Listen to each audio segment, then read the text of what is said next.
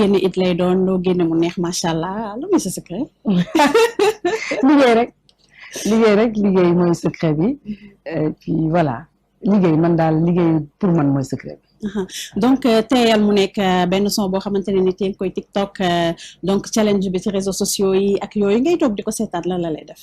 xanaa kontaan rek kontaan xam nga génne morceau mu neex ñëpp et puis ñëpp gis ci seen bopp di xam nga def seen TikTok di snap voilà loolu ça fait plaisir. ban message nga ci doon lancé.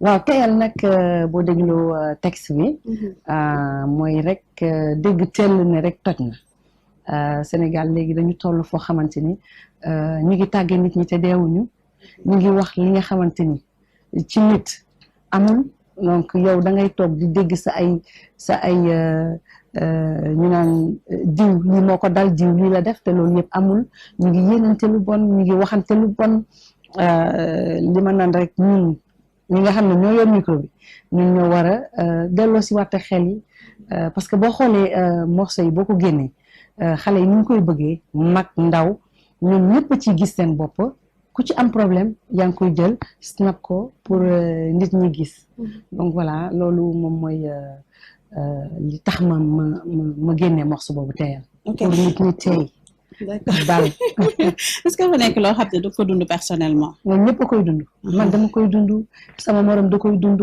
keneen na keneen da koy dund vraiment voilà fii ku fi toog te waxaluñ la lu bon wala lu ñaaw amul yéene wuñ la lu ñaaw amul waaye nag li may wax rek sunu Sénégal ñun ñëpp a ko bokk nañu gën a yéenante lu baax delloo si waat xel ya xol yi te xam ne àddina jeex na ba pare daal voilà. D'accord donc Philippe ñu gis yéen ñaar benn complicité bu doy waar macha allah comme yaay ak doom carrière am fan la toll.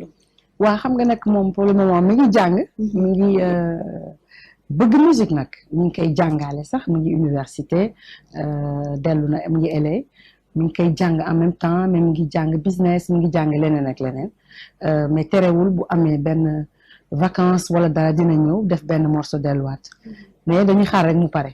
D'accord donc en exclusivité donc ñu gis ne que Zeyna mu ngi gérer tout ce qui est cosmétique say marque ak yooyu est-ce que mën nañ xaar tamit un bon jour mu way. Zé bugul way de day la une très très belle voix mais bugul way depuis bu mu nekkee xale bugul way mais nag moom mi ngi ci business bi mi ngi ci liggéeyam moom mooy toppatoo lépp lu nga xamante ni mooy sama marque secret bi ñu doon laaj nag naan luy sa secret donc mu ngi ciy liggéey actuellement mi ngi LA bu dellu si waate ci la ñuy lancer marque bi incha allah. donc à part marque bi toujours sublime macha allah radieuse. sexy classe. lan mooy secret bi à part li nga xamante ni mooy marque bi war a ñëw. ma dama koy wax à chaque fois no stress. gis nga stress bu bëri da lay sonal. li ma wax rek léegi nañu yéenante jàmm xol yi di neex fu ñu toll stress nag du ñàkk ci doomu aadama mën na am mais boo ko téyee benn fan doy na wala ñaari fan nga jàll ci leneen voilà. ok donc ñu gis ne que nga am benn carrière boo xamante ni mën na dem à l'international te d'habitude duñu gis Viviane di am ay feat ak ay américain wala ay nigériane et tout lan mooy waral loolu. waa nii nag def na album boo xamante ni Pape Cheikh sax mooy li ma ko wax sànq moom ñëw na ba déglu ko ci biir studio bi am na ay featuring yu bëri yu ci nekk te am na mooy li ma la wax léegi rek ay featuring yu bëri yoo xam ne ñu ngi koy def xam nga Covid bi gars yi dañuy tëjoon demuñu fenn donc studio rek lañ nekkoon di liggéey nañu lu bëri lu takku loo xam ne incha allah dinañ leen ko jagleel ci 2022 incha allah. D'accord incha allah album bi naka génn ci 2022 ñaata titre lay am bu fekkee sélectionné ngeen ko wala yan tam ngay développé ci biir. waaw xam nga rek comme dab xam nga man samay affaire waaw bu ñu génnee rek macha allah sénégalais yi moom bëgg nañ li may def donc sama lépp nag damay bàyyi rek. bu génnee ne bu ñu naan waaw bon fii la génn bu yem fii la génn. ba pare li ñuy dund dëgg la aussi buñ ko waxul tamit dañuy nax suñu bopp rek.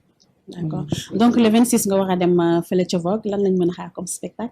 lu doy waar le 26 Vogue dinañ ko wàcce incha allah ba zéro. day am ay artistes invités. waaw dina am et puis Youssou dina ñëw invité sama invité ak madame Ndour Mbaye Dieye Faye dina ñëw fans yi nag li may wax rek dañ ma namoon donc bi ñu nee soirée Vogue ñoom gënuñu ko daal. donc mu nekk lu doy waar loo xam ne kenn waru ko raté donc kon mën nañ la xaar fële ci place du souvenir le 25. incha allah sama mag moom lu mu bëgg yàlla nay jàmm. puis li may wax rek le 31 décembre petit bal bu Ngoni Ndour ak Ibou dina neex aussi. voilà donc kii di Youssou Ndour daal di defoon li nga xam ne mooy pause daal di ñëwaat génne album bu doy waar déglu nga album bi. déglu naa ko kay saa yi ma yeewoo dama koy play.